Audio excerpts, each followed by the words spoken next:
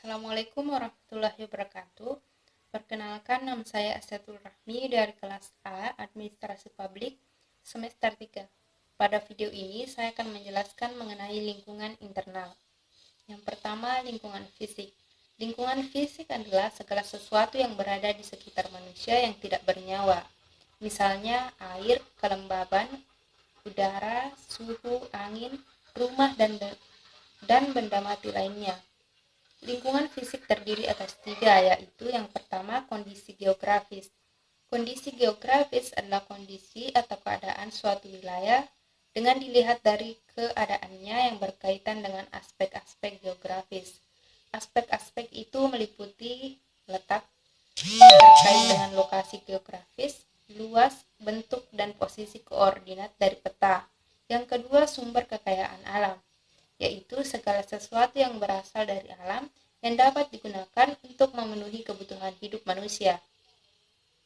Yang ketiga, kondisi demografis. Kondisi demografis yaitu kondisi yang meliputi ukuran, struktur, dan distribusi penduduk, serta bagaimana jumlah penduduk berubah setiap waktu akibat kelahiran, kematian, migrasi, serta penuaan. Yang kedua, lingkungan sosial.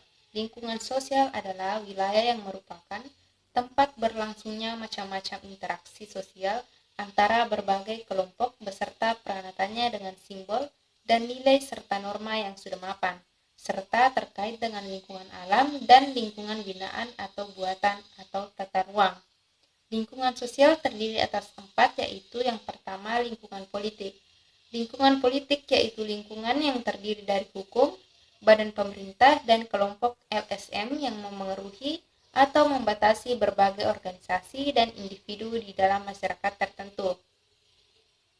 Yang kedua, lingkungan sosial budaya.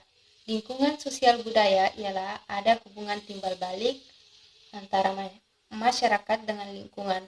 Yang ketiga, lingkungan hankam. Lingkungan yang selalu diharapkan oleh bangsa dan negara berada pada posisi aman, damai, dan tenang dari ancaman, baik dari dalam maupun dari luar negeri, yang kelangsungan hidup berbangsa dan bernegara. Yang keempat, lingkungan hukum.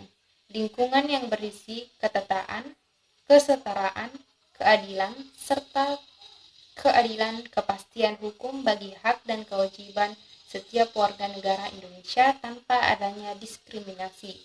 Yang ketiga, lingkungan ekonomi domestik. Lingkungan ekonomi domestik terdiri atas 3, yaitu yang pertama, sumber daya migas. Sumber daya yang berasal dari minyak dan gas bumi yang berdampak besar terhadap anggaran pendapatan dan belanja negara atau APBN. Yang kedua, sumber daya non-migas. Sumber daya alam baik dari potensi kehutanan seperti kayu atau juga seperti potensi kelautan seperti ikan.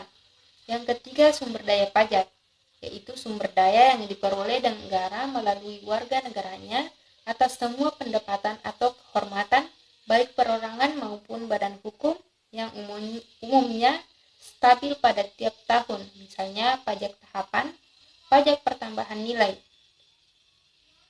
Demikian penjelasan mengenai lingkungan internal dari saya.